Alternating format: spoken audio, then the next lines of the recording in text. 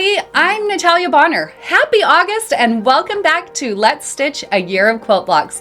I am so excited to show you today how to machine quilt this fun Churn quilt block.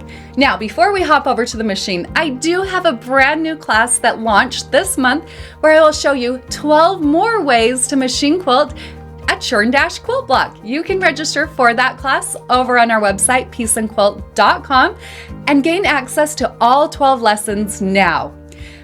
All right, friends, let's get stitching.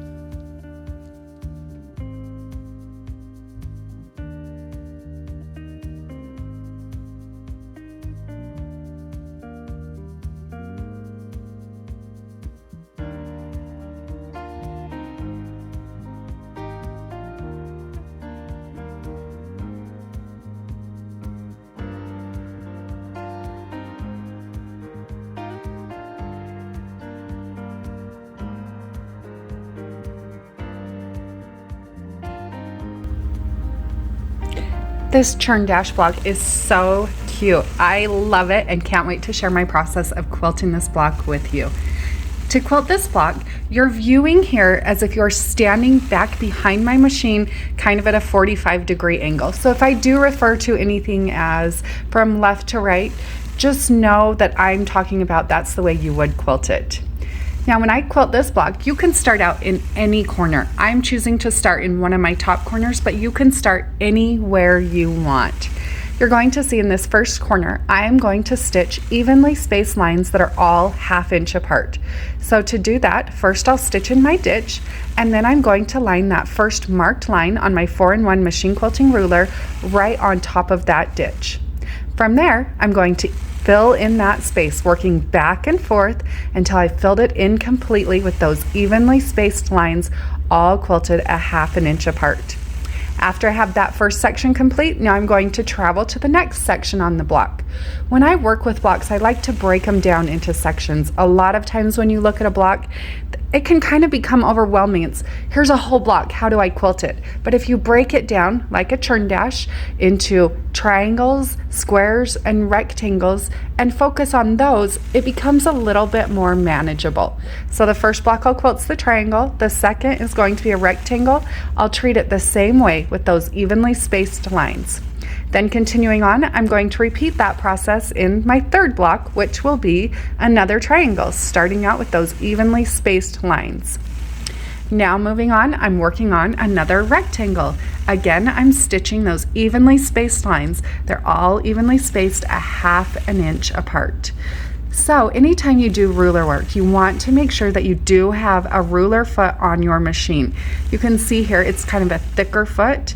I have this foot on my machine, and I also have an extended base plate under my machine, which makes it appear as if my quilt top's really tight here.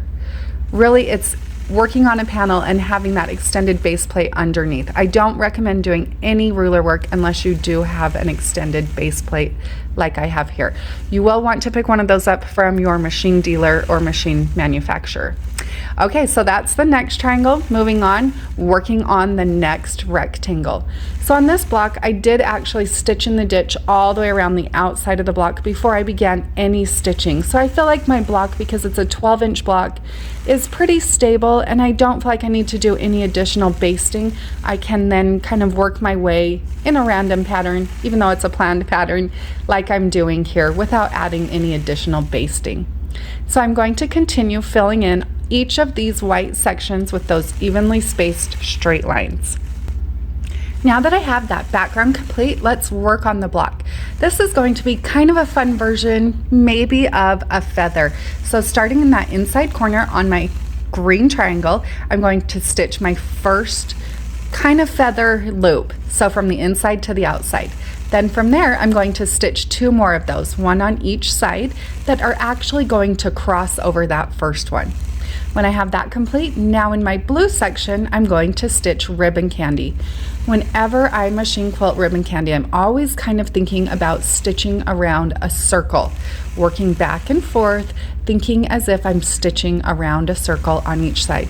And if it helps to actually mark a circle on your quilt top, go ahead and do that. I like to use the blue Mark Be Gone marker for my markings.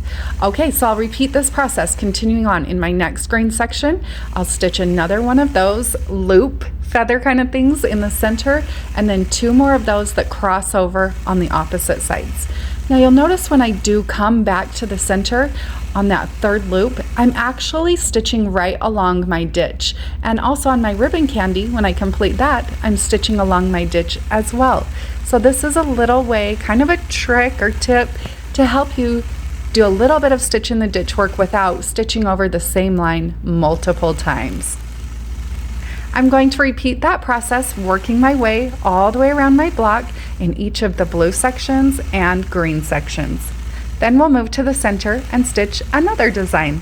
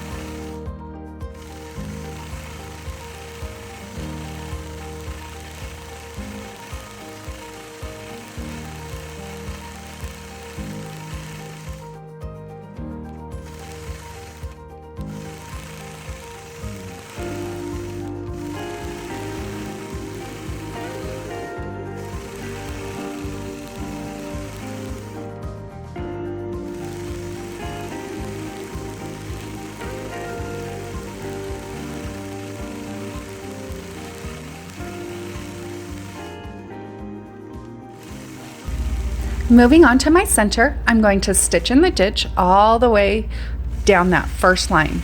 Once I've done that, then I'm going to travel along my next stitch, and I'm going to actually move over 3/4 of an inch. So on my 4-in-1 machine quilting ruler, that's the 2nd marked line.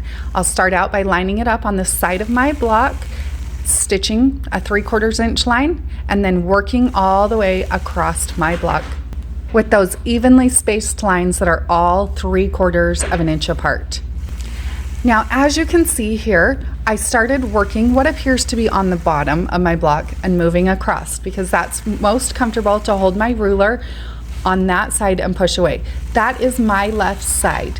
I feel like I'm most comfortable, most confident in my quilting, holding my machine quilting ruler on the left side, and then I'm guiding my machine with my right hand.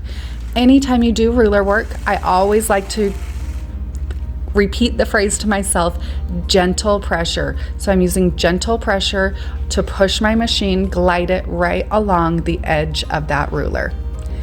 Now I'm going to travel down. What appears here to be kind of the top of the screen is actually towards my body. So again, I'm pushing the ruler away from my body. That feels most comfortable to me. So I'm holding the ruler close to my body and working all the way up to the top, stitching straight lines again that are all evenly spaced 3/4 of an inch apart.